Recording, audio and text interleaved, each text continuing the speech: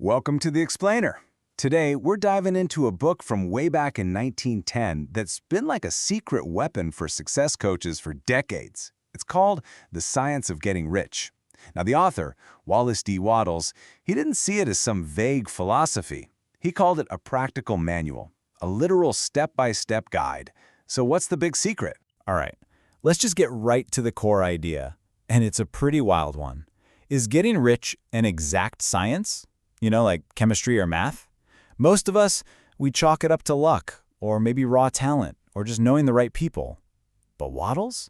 He claimed that's all wrong, and that wealth actually follows a very precise formula. And listen to this, he does not mince words. He claims that if you learn and obey these laws, you will get rich with mathematical certainty. I mean, wow. Mathematical certainty. That's a huge, huge claim. So, what are these supposed laws? Let's dig in. Okay, so the very first step in this science, it's not a spreadsheet, it's not a business plan. It's all about your mindset. Before we can even get to the how, Wattles insists we have to understand why he believes every single one of us has a fundamental right to be rich. This is where he totally flips the script on what most of us are taught. We often hear that wanting money is greedy, right?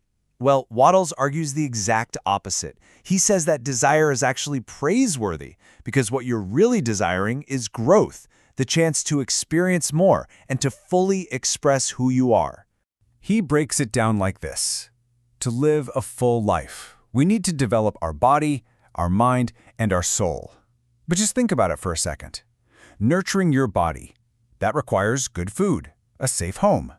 Expanding your mind, that means having access to books, art, travel. And feeding your soul? Well, that often means having the resources to give freely to others. His whole point is that in our world, all of these noble goals require money. Okay, so if we have a right to be rich, how in the world do we make it happen? This is where things get a little weird, a little cosmic. We have to dive into the metaphysics of the universe. It's a huge idea, but according to Wattles, this is the engine that makes the entire science run. The entire theory really hinges on this one big concept, a formless thinking substance. The idea is that everything, you, me, the device you're watching this on, is all made from one original intelligent stuff. Kind of like a cosmic clay that can actually think, and it's the raw material for everything that's ever been made. So the logic works in 3 simple steps. 1, there's the single thinking substance. 2, a thought that's held within this substance physically creates the thing it's thinking about. And now here's the kicker, step 3.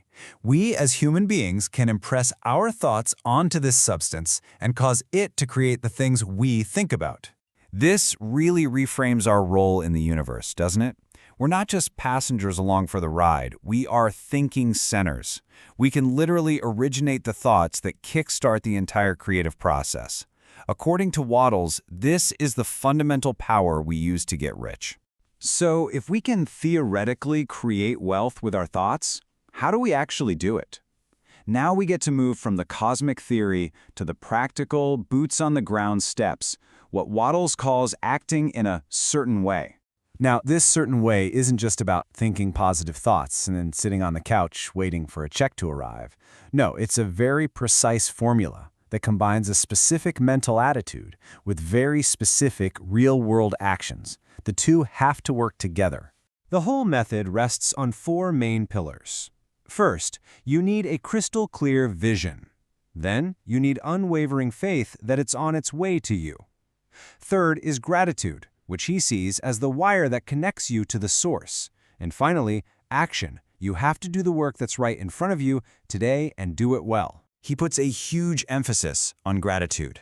For Wattles, gratitude isn't just about being polite, it's the specific frequency that connects your mind to that creative substance of the universe. It's what keeps you aligned with creation and stops you from falling into fear and doubt. And this is a point so many people miss.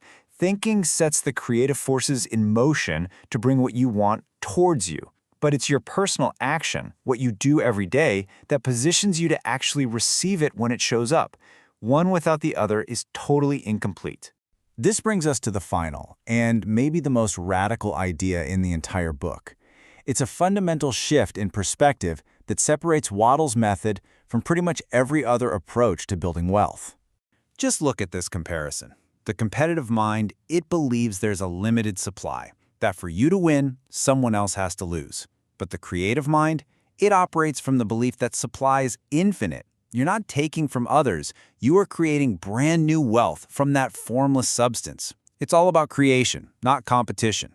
This means it is absolutely not a zero-sum game. The goal is to get what you want in a way that when you get it, every other man will have more than he has now. See? You aren't just taking a slice of the existing pie, you're creating value that actually makes the entire pie bigger for everyone. And on a bigger scale, Wattles believed this was the true solution to poverty. Not charity, but inspiration. It was about teaching a huge number of people how to become creators, who in turn show others the way, lifting everybody up in the process. So, we'll leave you with this question. What if this century-old idea is actually right? What if the path to wealth isn't about fighting over a single slice of pie, but it's about learning how to create a bigger pie for everyone? It's a radical thought, and it's the heart and soul of the science of getting rich. Thanks for joining me on The Explainer.